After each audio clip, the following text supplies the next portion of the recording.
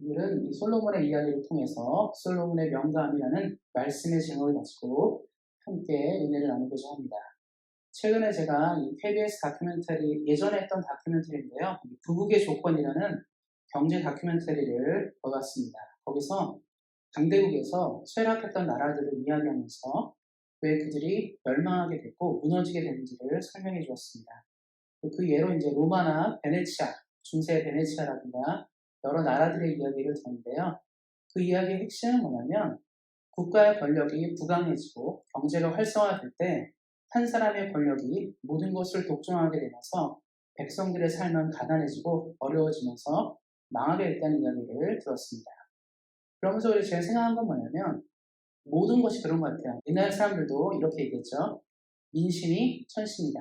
백성들의 마음이 하늘의 마음이다. 서양 사람도 그렇죠.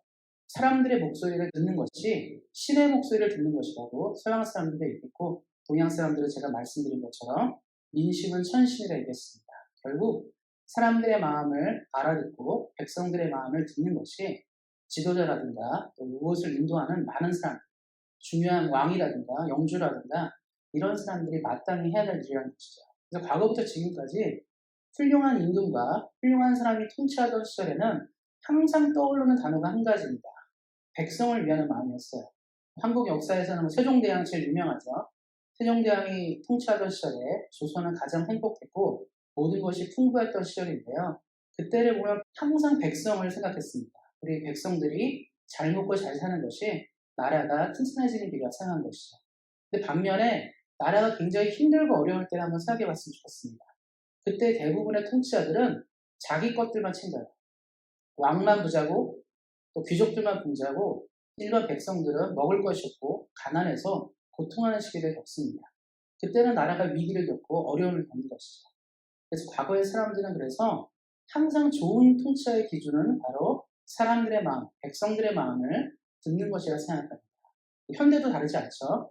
현대의 많은 나라들도 백성을 위한 정치를 하는 나라들, 백성을 생각하는 나라들은 현대에서 선진국, 잘 사는 나라로 분류됩니다. 근데 후진국을 보면 못 사는 이유는 뭐냐면 백성을 위한 정치가 없다는 것이죠. 그 방송을 보면서 재미있는 것이 이것이었어요. 캐나다, 미국, 멕시코, 북중미의 3개국인데 이 3개국을 비교하면서 설명하는 것이 있더라고요. 멕시코를 얘기하면서 멕시코는 캐나다나 미국이랑 비해서 못 살 이유가 없는 나라라고 얘기합니다. 멕시코는 세계에서 은 매장량이 1위고요. 석유 매장량도 7위 정도에 해당하는 굉장히 자원부기라 얘기하더라고요. 과거부터 지금까지 멕시코는 농사도 잘 됐고 모든 것이 풍성한 나라인데 이상하게 멕시코는 미국이나 캐나다에 비해서는 현저히 낮은 경제력을 가지고 있고 잘 사는 나라가 아닙니다. 한번 보신 적이 있겠죠? 미국이랑 멕시코 국경 사이에 멕시코 사람들, 남미 사람들이 국경을 넘어서 미국으로 도망가고 미국에 정치하고 싶어서 국경을 넘는 장면들이 자주 나옵니다. 그건 뭐냐면 미국은 아주 잘 살지만 멕시코나 남미들은 못 산다는 것을 사람들이 알고 있기 때문입니다. 그러면서 그 방송에서 뭘 비교하냐면 미국의 이제 도시 하나와 멕시코 도시 하나를 비교하고 있는데요. 도시 이름이 노갈레스라는 도시라고 같은 도시였는데 미국 통치 지역과 멕시코 통치 지역으로 나누면서 도시가 이제 반으로 갈라졌습니다. 그런데 가만 놓고 두 나라가 너무 다르기 때문에 똑같은 사람들이에요. 똑같은 히스패닉들인데 한쪽에 사는 히스패닉들은 잘 살고 반대쪽에 사는 히스패닉들은 못 사는 것입니다. 그 얘기를 하면서 말하는 게 뭐냐면 부패가 심하다는 거예요. 멕시코는 정부가 부패가 너무 심해서 백성을 향한 정치가 되지 않고 권력이라 돈이 한 사람에게 집중되니까 멕시코의 보통 사람들은 가난하게 산다고 얘기하고 있습니다. 제가 길게 설명드린 이유는 뭐냐면 항상 이 세상의 많은 것들은 사람의 마음과 사람의 입장들, 백성들, 시민들의 마음들을 헤아리지 못하게 되면 어려움을 겪는다고 얘기하고 있습니다. 그런데 왕들도 그렇고 대통령도 그렇고 통치자들이 똑같아요. 선택을 할 수 있습니다. 내 것을 조금 포기하고 백성을 위한 정치를 할 수 있다. 내 것을 좀 내려놓고 그럴 수 있다를 생각하게 되면 부강하고 잘 사는 나라를 만들 수 있겠지만 그 선택을 하고 싶지 않고 나만 잘 살면 돼. 내 가족만 행복하면 돼 하면 그렇게 되는 것입니다. 그러면서 제가 그거 보면서 생각했어요. 우리 신앙을 가진 사람들은 그럼 어떻게 생각해야 될까? 하나님을 믿는 사람들, 예수를 믿는 사람도 똑같이 시대를 살고 있는데 서양 사람들은 행복하고 잘 사는 비결은 백성의 마음을 헤아리고 모든 사람이 잘 사는 것이라 얘기하게 됩니다. 정말 그렇고요. 그렇게 하는 지도자와 통치자가 나올 때 우리 모두는 행복할 것입니다. 그렇다면 영적인 영역을 끌고 와서 그럼 우리는 영적으로 행복하고 영적으로 즐겁게 살기 위해서는 무엇이 필요한가라는 질문이 필요해요. 근데 영적인 것은 조금 다른 가운데 있습니다. 세상에서 잘 먹고 잘 살고 행복하게 사는 것은 정부의 역할이 굉장히 중요합니다. 정부가 어떤 시스템을 갖고 어떤 일들을 하는지를 보고 있는 것이죠. 우리 같은 이제 캐나다에 지금 살고 계신데 캐나다는 의료 기술들을 의료 이런 시스템들이 정부에서 많은 것들을 부담하고 있죠. 그래서 똑같은 문제가 생겼을 때 어떤 질병이 생겼을 때 돈이 없어서 질병을 치료하지 못할 일은 없습니다. 그런데 이제 다른 나라들 같은 경우는 돈이 없으면 질병을 치료하지 못하는 날이 많이 생기는 거죠. 이것이 바로 정부의 역할들인데 그게 굉장히 중요한 것입니다. 세상 사람들은 그래서 이런 것들을 생각해요. 좋은 정부, 좋은 나라 생각하는데 우리는 영적으로 한번 생각해 봤으면 좋겠습니다. 하나님을 믿는 사람들, 하나님의 나라 사람들은 무엇에 초점을 맞추고 이 땅을 살 것인가에 대한 질문과 대답이 필요합니다. 신앙생활은 철저하게 사람 중심이 아니고 하나님 중심입니다. 예수님을 믿는다는 것은 하나님의 마음을 기쁘게 하는가 기쁘게 하지 않는가에 달려 있습니다. 사실 우리가 성경을 읽을 때 집중해야 되는 것은 성경에 나오는 수많은 왕들, 하나님이 칭찬했던 왕들과 하나님이 칭찬하는 지도자의 모습에서 가장 많이 초점을 맞추는 것은 우리 말하는 민심은 천심이다가 아니라 하나님은 지금 이 상황에서 무엇을 원하는가에 집중했다는 것이죠. 모세를 한번 생각했으면 좋겠습니다. 모세가 출애굽을 할 때 백성들 있잖아요. 수백만 명, 200만 명이 나왔다고 얘기하는데 그 사람들이 원하는 것들이 있었어요. 모세한테 계속 얘기합니다. 자기들끼리 공동체를 만들고 협의체를 구성해서 모세에게 요구를 했는데 모세가 늘 들은 생각은 뭐냐면 이 사람들의 마음과 하나님의 마음이 다르다는 걸 알았어요. 세상 사람들은 어떻게 하죠? 사람들의 마음을 들어서 그 일을 진행하면 되거든요. 근데 모세는 그러지 않았습니다. 백성들의 마음도 충분히 이해하지만 지금 이 순간에 하나님이 결정하는 것이 무엇인지를 집중했다는 것이죠. 그래서 사실 신앙생활은 그래서 조금 어려운 문제가 있습니다. 세상의 일은 간단해. 우리가 만약에 여기 20명, 10명, 100명이 모였으면 99명이 원하는 게 올바른 방향입니다. 다수결이죠. 99명이 원하는 게 올바른 거고 1명이 바라는 게 틀린 겁니다. 그런데 하나님의 나라는 100명이 다 반대하더라도 하나님이 원하면 가야 되는 것이에요. 그게 참 어렵습니다. 어쩌면 이 솔로몬 얘기를 하면서 우리가 신앙생활하면서 무엇을 잡아야 될 것인지를 설명해주는 이야기이기도 합니다. 솔로몬은 많은 선택 가운데 있었는데요. 그는 자신의 선택들을 존중하면서 갔겠죠. 내가 이렇게 하면 나라를 더 잘 살게 할 것이고 이렇게 하면 더 좋은 길로 갈 것이라 생각했는데 그것이 하나님 보시기에는 올바르지 않았습니다. 그래서 우리가 솔로몬의 이야기를 통해서 신앙에는 어떤 선택을 해야 되는지를 좀 살펴봤으면 좋겠습니다. 먼저 솔로몬은 너무 잘하는 사람이죠. 다윗의 아들이고 이스라엘의 전성기를 가져다 준 사람입니다. 그래서 말씀해 보면 열왕기상 10장 23절에 솔로몬의 부와 지혜에 대해서 얘기하고 있는데요. 제가 말씀 한번 읽어드리겠습니다. 솔로몬 왕의 재산과 지혜가 세상의 그 어느 왕보다 큰지라. 솔로몬에 대해 설명할 때는 우리가 아마 세상 사람도 마찬가지인 것 같아요. 교회 안 다니는 사람도 지혜의 왕 하면 솔로몬 생각합니다. 세상 사람들도 가장 지혜롭고 현명한 왕을 생각할 때 성경에 나오는 솔로몬을 예로 들어요. 그만큼 솔로몬은 말씀에 나온 것처럼 재산과 지혜가 세상의 누구보다 큰 사람이었다라고 얘기하고 있습니다. 그가 이 큰 부와 큰 지혜와 재산을 갖게 된 이유는 뭐냐면 그가 하나님을 처음에 섬겼어요. 솔로몬이 왕위에 등극할 때는 20살 정도 됐습니다. 20살 정도 됐기 때문에 어린 사람이죠. 큰 나라를 맡기에는 아주 어린 사람인데 그는 고민이 있었어요. 나라를 잘 다스리고 싶고 아버지의 명성에 누가 되지 않도록 하고 싶었습니다. 아버지가 누굽니까? 이스라엘의 최대 영역을 가져온 다윗 왕입니다. 그러니까 아버지 이어서 왕이 된다는 것은 그에게 큰 부담이 되었어요. 어떻게 아버지처럼 이 나라를 다스릴 것인가. 근데 자기를 딱 보니까 아버지는 이 전쟁터에서 삶을 보냈어요. 평생을 들여서 보낸 사람입니다. 전쟁하면서 보냈기 때문에 아주 강한 사람인데 자기는 왕국에서 자랐잖아요. 자기는 뭐 싸움을 많이 해본 적도 없고 그런 기술이 없습니다. 너무 초라한 거죠. 그리고 아버지는 많은 사람이 좋아하고 사랑하는 사람인데 자기는 뭐 그럴까라는 고민도 있습니다. 왜냐하면 솔로몬의 어머니가 밧세바잖아요. 밧세바가 누굽니까? 다윗이 남의 아내를 뺏어서 얻은 사람이잖아요. 그렇기 때문에 출생 자체도 사람들이 볼 때 손가락질 할 수 있어요. 저런 너무 요즘으로 치면 지금 콩가루 집안이다. 막장 드라마 같은 집안이다. 얘기할 수 있잖아요. 기반이 없는 거예요, 이 사람한테. 그렇기 때문에 20살에 왕이 된다는 건 두려움이 있습니다. 그리고 백성들이 다 지지해줘야 되는데 어떻습니까? 우리 사랑하는 성도님들도 투표를 하실 때 캐나다 총리가 20살짜리 총리가 나온다면 어떤 생각이 드시죠? 제가 이걸 할 수 있을까? 이 큰 나라를 맡아야 되는데 저 젊은 애가 뭘 한다고 이런 생각할 수 있잖아요. 솔로몬도 그런 가운데 있었는데요. 솔로몬이 그래서 하나님께 기도했어요. 처음에 예배를 드렸는데 1,000번제를 드립니다.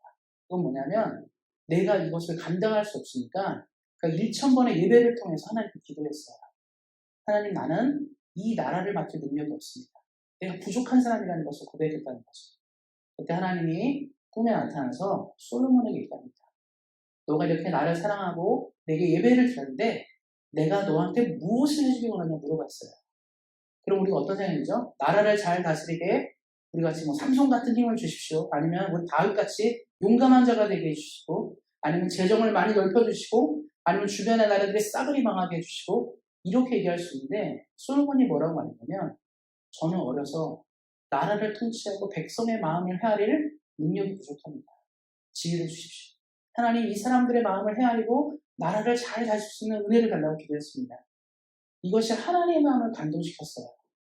보통 사람은요, 자기 이익을 위해 기도해요. 우리 어떻습니까? 우리 지금 밤에 꿈을 꾸고 이제 있는데 하나님이 나타났어요. 누구누구야, 내가 너한테 뭘 주기 원합니까? 돈 없는 사람은 뭐 로또가 당첨됐으면 좋겠습니다. 아니면 뭐 좋은 학교 갔으면 좋겠습니다. 건강했으면 좋겠습니다. 우리가 원하는 소원들 있잖아요. 지금 내가 구하는 소망은 지금 내가 바라는 거거든요. 그런데 하나님이 나타났을 때 솔로몬은 돈과 명예와 재물과 힘과 능력을 구한 것이 아니라 지혜를 구했습니다. 하나님이 탐복했어요. 이 20살밖에 안 되는 이 어린아이가, 이 젊은 아이가 지금 구하는 것이 하나님이 원하는 것을 구했다는 것을 알고 하나님이 그에게 선물을 준 건 뭐냐면 말씀에 나온 것처럼 지혜도 주시고 재산과 능력도 주시고 이 열왕기 이제 3장을 보시면 그런 게 쭉 나와요. 주변의 나라들도 솔로몬 앞에 무릎 꿇게 하시고 모든 명예와 부도 허락하시고 이전에 볼 수 없던 것들을 축복하신다고 얘기합니다. 그래서 말씀에 나온 것처럼 재산과 지혜가 세상의 어느 왕보다 클 정도로 그는 명성을 얻게 됩니다. 그게 영광을 얻은 거죠. 이런 왕이 탄생하게 되니까 자연스럽게 그와 함께하는 사람들이 복을 누리는 거죠. 우리도 그렇습니다. 훌륭한 왕과 훌륭한 대통령과 훌륭한 총리가 있는 나라에 그 시대를 태어났다고 생각해보세요. 그렇게 행복한 때가 없을 것 같아요. 만약 우리가 태어났는데 제일 잘 사는 때 태어난 거예요. 한국이 제일 잘 살 때 태어나거나 캐나다가 제일 좋을 때 태어나거나 뭐 이럴 때 태어난다고 생각해보세요. 풍성한 거 아니겠습니까? 그러니까 저도 이제 제가 자랄 때가 90년대, 80년대 이렇게 자랐는데 그때 80년대부터 한국의 경제가 비약적으로 성장했어요. 그래서 뭐 올림픽도 치르면서 한국이 정말 잘 가게 됐죠. 90년대는 한국의 모든 산업이 발달할 정도로 IMF 포기 직전까지는 한국이 굉장히 괜찮았어요. 그때 굉장히 풍족했습니다. 먹고 사는 것도 좋고 막 그랬죠. 그러다가 이제 뭐 IMF 맞아서 추락했지만 어쨌든 간에 가장 잘 살고 있을 때 태어나게 되면 뭐 많은 것이 풍족한 거예요. 솔로몬 때가 그랬습니다. 그래서 성경에 뭐라고 나왔냐면 솔로몬 때를 설명하는 게 열왕기상 10장 26, 27절인데 26절에 이렇게 얘기하고 있습니다. 솔로몬이 병거와 마병을 모으매 병거가 1,400대여 마병이 12,000명이라 병거가 성에도 두고 예루살렘 왕에게도 두었으며 그러니까 지금 뭐라고 말하냐면 먼저 군사력을 먼저 얘기하고 있어요. 솔로몬 시대에 병거가 이렇게 많다는 건 뭐냐면 요즘으로 치면 최신식 무기가 이렇게 많이 배치됐다는 거예요. 다른 나라랑 싸워서 지지 않을 정도의 병력을 모았다고 얘기하고 있습니다. 우리가 볼 때 뭐 1,400대 10,000명 뭐가 크냐 얘기하는데 이 당시에는 인구가 많지 않을 때예요. 한 도시국가가 10,000명, 20,000명일 때도 있었습니다. 그러니까 엄청난 숫자의 군대를 보유하고 있었죠. 그리고 27절 말씀이 더 중요한데요. 왕이 예루살렘에서 은을 돌같이 흔하게 하고 백향목을 평지에 뽕나무같이 많게 하였더라. 지금도 은이 돌보다 많다고 말하면 말이 안 돼요. 그렇죠? 지금도 은이 돌보다 많지 않습니다. 그런데 솔로몬이 아주 지혜로운 사람이라서 재정을 이렇게 모았는데 어떻게 모았냐면 지금도 그렇지만 중동이 딱 보면 지중해랑 아프리카에서 또 유럽에서 또 옆으로 동쪽에서 오는 길에 길목에 딱 있습니다. 그러니까 지금도 이제 홍해 쪽에 보스라라는 항구가 있는데요. 그 항구를 넘어서 이제 수에즈 운하로 지나고 그러거든요. 예전에 이제 수에즈 운하가 없었기 때문에 그 보스라 한 거 굉장히 중요한데 솔로몬의 아버지 다윗이 거기를 장악하면서 시나이 반도거든요 지금 거기를 장악하면서 항구를 확보하게 되고 이 솔로몬이 중개 무역을 시작해요. 아라비아에서부터 아프리카에서부터 해서 중간 다리로 무역을 시작하면서 돈이 극대화됩니다. 그러니까 요즘으로 치면 거점 도시 있잖아요. 뭐 싱가포르나 홍콩 같이 뭐 그런 데 딱 있어서 무역의 중심지에 있어서 세상의 물자들이 거기를 통과하는 거예요. 그렇게 무역을 통해서 솔로몬이 부를 확보하게 되니까 예루살렘에 은이 돌보다 흔했다고 얘기하고 있습니다. 물론 뭐 당연히 돈이 더 많았겠죠. 그런데 이렇게 말하는 건 뭐냐면 그만큼 은이 풍부했다고 얘기하고 있습니다. 그리고 백향목은 당시에도 최고급 목재거든요. 백향목이 들판에 이스라엘의 평지에 있던 뽕나무보다 많았다. 그러니까 한국으로 치면 대한민국으로 치면 아주 비싼 나무 있잖아요. 비싼 나무가 산에 있는 소나무보다 많았다는 뜻이에요.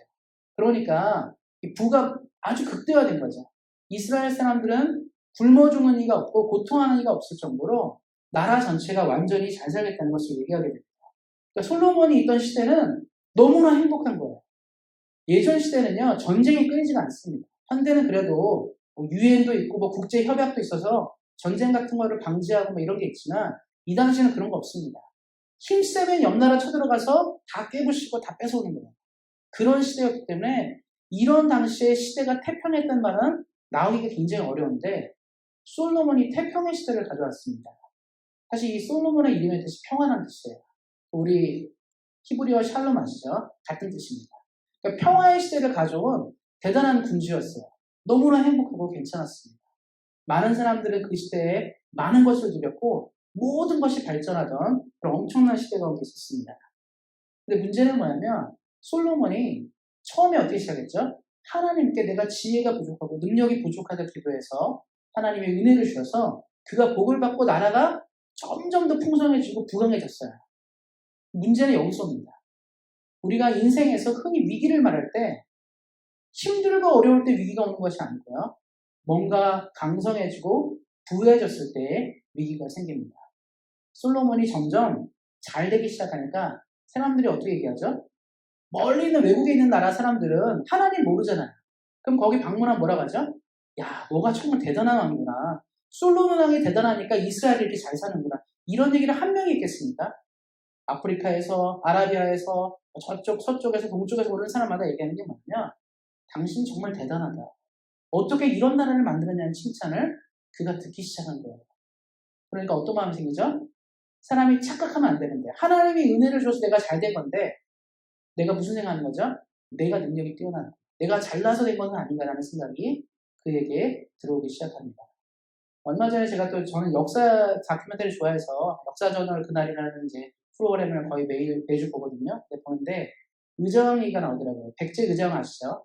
의정왕이 백제 마지막 왕이고 삼천궁녀 얘기하신 것처럼 망했던 왕인데 처음에 그 의정왕이 굉장히 똑똑하고 지혜로운 사람이라서 신라랑 싸우면 지지는 않대요. 맨날 이제 싸우면 이기고 그러니까 나중에 이 사람이 자신감이 생겨요. 아, 난 정말 대단하고 난 누구랑 신라랑 싸워서 절대 안 진다고 생각하는 순간 그가 나라를 돌본 일을 멈추고 주색 잡기에 빠져있다. 술을 즐기고 여자를 즐기고 음주 가무를 즐기면서 국정을 돌보지 않게 됩니다. 그러니까 주변 이제 사람들이 얘기하는 거죠. 지금 나라가 위기에 빠졌습니다 얘기해도 자신감이 있었던 거예요. 나 안 돼. 내가 옛날에 어떤 사람인데 그 정도쯤이야. 그래서 백제가 망했다고 그랬다. 긴장의 끈을 넣는 순간 위기가 생기는 건데 솔로몬도 그랬어요. 사람들이 다 칭찬하고 너 같은 왕이 없어. 당신 같은 자가 없다. 솔로몬은 아마 이런 왕이 있는 이스라엘은 세상에서 제일 좋은 나라일 거야. 라는 얘기를 듣는 순간 그는 변하게 됩니다. 솔로몬이 그래서 타락하게 돼요. 하나님보다 자신을 더 중요하게 생각하는 인생을 살게 됩니다. 그 출발이 뭐냐면 열왕기상 11장 1절입니다. 열왕기상 11장 1절에 이런 말이 나와 있습니다. 솔몬 왕이 바로의 딸 외에 이방의 많은 여인을 사랑하였으니 곧 모압과 암몬과 에돔과 시돈과 헷 여인이라.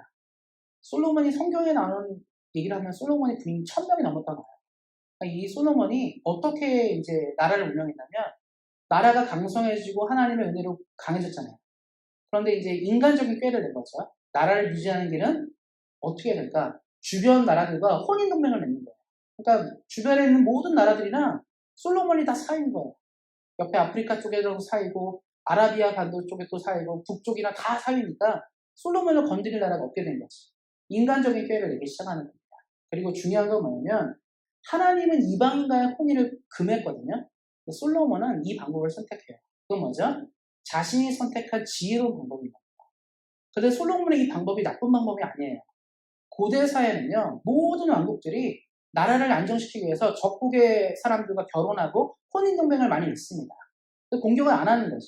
예전에 이 고려가 이제 몽골의 침략을 받아서 아주 어려웠을 때, 이 몽골의 이제 고려의 여자가 몽골 왕비가 되는, 황후가 되는데, 이 기황후라고 있었거든요. 그렇게 되면 나라는 안 건드리는 거예요. 다 망했어도 그때 당시에 몽골 시대에 몽골 주변국이 다 망했거든요. 근데 고려만 안 망했어요. 안 망한 이유는 뭡니까? 이 혈연 동맹이 있으니까. 이런 식입니다. 아주 지혜로운 방법이거든요. 인간적으로도 아주 지혜롭습니다. 옛날에 고려의 이제 왕건도 나라를 운영하기 위해서 지방에 있는 귀족들의 딸들이랑 다 결혼했어요. 부인이 9명, 10명 됐습니다. 나라를 유지하는 방법이에요. 안정시키는 거죠. 솔로몬의 방법은 인간적으로 볼 때는 아주 괜찮습니다. 그런데 하나님 보시기 약했어요. 나라를 유지하고 튼튼하게 하는 것은 하나님의 은혜지 사람의 방법이 아닌데 솔로몬은 사람의 방법을 선택한 것이죠. 그리고 여기서 이제 문제가 생긴 건 뭐냐면 이방 여인들이랑 결혼하니까 이방 여인들이 뭘 또 끌고 오죠? 자기가 믿는 신앙을 가져오는 거예요. 그래서 우리가 그러잖아요. 불교를 믿는 사람이 불교를 믿는 집안에 자랐다. 그러면 기본적으로 불교 문화를 끌고 올 수 있는 거죠. 내가 또 뭐 천주교 신자다. 그럼 천주교 문화를 갖고 오는 것이고 이슬람교는 이슬람교 문화를 가져오는 건데 당시 솔로몬이 결혼했던 여인들이 자신의 나라의 신들을 가져왔습니다. 그래서 열왕기상 11장 4절에 이런 말이 있습니다. 솔로몬의 나이가 많을 때 그의 여인들이 그의 마음을 돌려 다른 신들을 따르게 하였으므로 왕의 마음이 그의 아버지 다윗의 마음과 같지 아니하여 그의 하나님 여호와 앞에 온전하지 못하였더니. 그러니까 열왕기상 11장 4절에 지금 이 말하는 게 뭐냐면 그런 내용이에요. 솔로몬이 이방 여인들과 결혼해서 그 여인들이 솔로몬을 자극하는 거예요. 여보, 나를 위해서 오늘은 이 신에게도 예배 한번 드려줘. 솔로몬이 그렇죠. 나는 어차피 그 신 믿지 않지만 부인을 위해서 가질 수 있잖아요. 부인을 위해서 한번 가질 수 있어요. 나는 믿지 않으니까 괜찮습니다. 이렇게 생각할 수 있죠. 부인이 얘기할 때 나 이거 하나만 만들어줘. 그래, 뭐 만들어서 써. 어차피 우리 이스라엘은 그 신 믿지 않으니까. 이런 식의 타협들이 생기게 되면서 점점 솔로몬이 하나님을 찾는 것보다 다른 것을 찾기 시작하는 거죠. 하나님이 솔로몬에게 원하는 것이 있었어요. 지혜를 내려줄 때는 솔로몬의 그 나라를, 이스라엘을 태평성대로 이끌고 그 다음에도 하나님을 잘 믿는 나라로 연결하기 원하셨는데 솔로몬의 마음이 흔들리기 시작하면서 나라에도 문제가 생기기 시작합니다. 우리도 그렇죠. 왕의 마음이 변심이 되면서 솔로몬 시대에 이제 크고 작은 반역들이 일어나기 시작합니다. 결국 이제 말씀은 나중에 꼭 읽어보시면 좋겠는데요. 열왕기상 11장 보시면 알겠지만 11장 11절에 솔로몬의 이런 문제에 대해서 하나님이 나라를 나누겠다고 말씀하십니다. 그러니까 솔로몬이 죽고 나서 나중에 나라가 바로 둘로 쪼개져요. 남유다와 북이스라엘로 쪼개지게 됩니다. 뭘 말해주냐면 하나님의 마음을 떠나니까 태평성대가 솔로몬이 40년을 통치했거든요. 40년밖에 유지가 못했어요. 원래 하나님이 원하는 것은 계속 유지해서 더 좋은 나라를 만들려고 했지만 솔로몬은 그렇지 못했습니다. 그러니까 우리가 신앙생활을 느끼는 게 뭐냐면 교만하기 시작하고 하나님의 마음을 멀어지기 시작하는 순간 우리는 하나님을 선택하고 찾지 않는다는 것이죠. 사실 열왕기 이제 말씀을 읽어보면 이런 말도 나와요. 하나님이 몇 차례 나타나 솔로몬에게 얘기합니다. 너 위험하다. 너 이렇게 하면 안 된다 얘기하는데 솔로몬이 듣질 않아요. 왜 듣지 않았냐면 솔로몬이 워낙 지혜가 뛰어나니까 자신이 더 좋은 방법을 갖고 있다고 생각하는 거예요. 내가 이렇게 나라를 운영할 수 있습니다. 항상 말씀드리지만 하나님 우리에게 능력과 은혜를 줄 때 위기는 뭐냐면 그 능력과 은혜가 주를 향해 잘 사용되어야 되는데 내 자신을 위해 사용되기 시작한다는 것이죠. 제가 처음에 말씀드렸죠.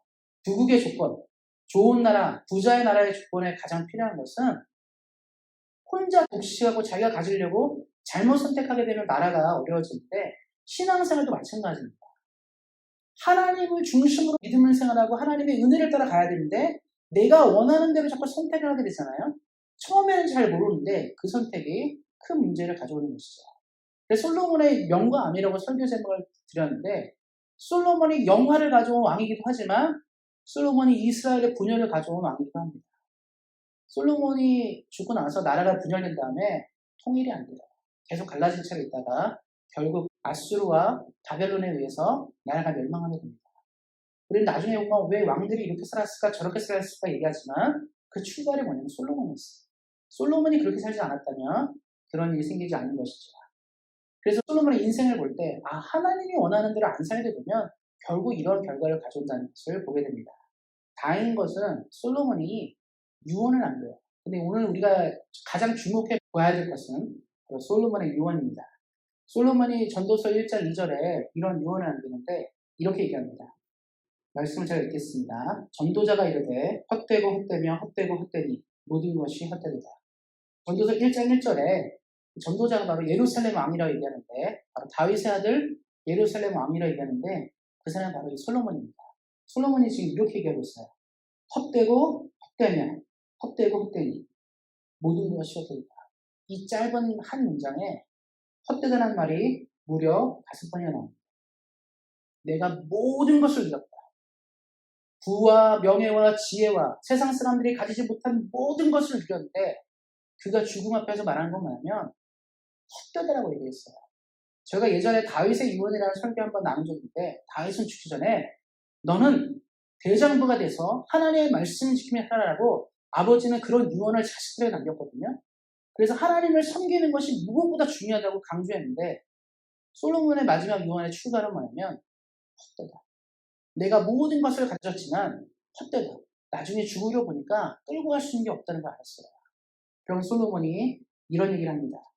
그 다음 말씀인데요. 12장 13절인데 이래 결국을 다 들었으니 하나님을 경외하고 그의 명령들을 지킬지어다.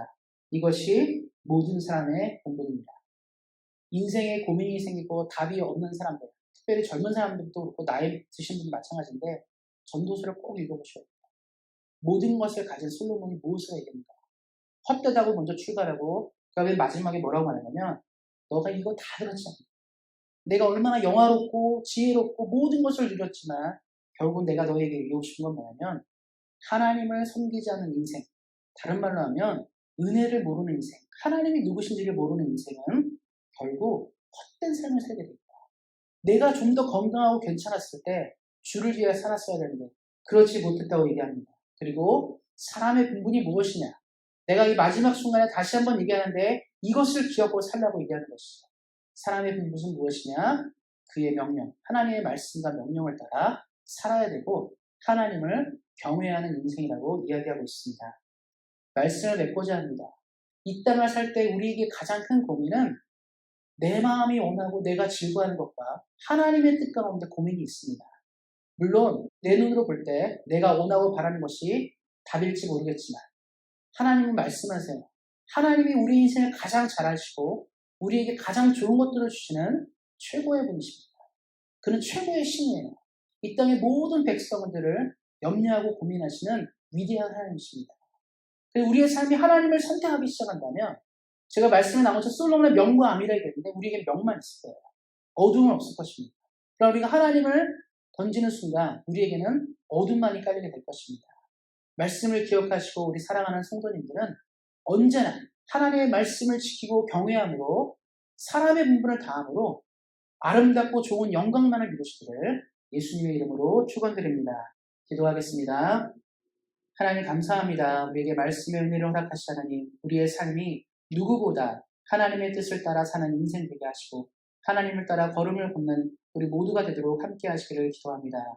솔로몬이 자신의 지혜를 믿고 하나님을 섬기지 않았을 때 그가 몰락하게 된 것처럼 하나님 우리도 기억하게 하시고 우리의 모든 선택과 우리의 모든 결정이 하나님을 따라 할 수 있도록 함께 하시기를 기도합니다. 우리에게 하나님의 큰 은혜를 보이실 하나님을 기대하며 우리 주 예수 그리스도의 이름으로 기도하였습니다. 아멘.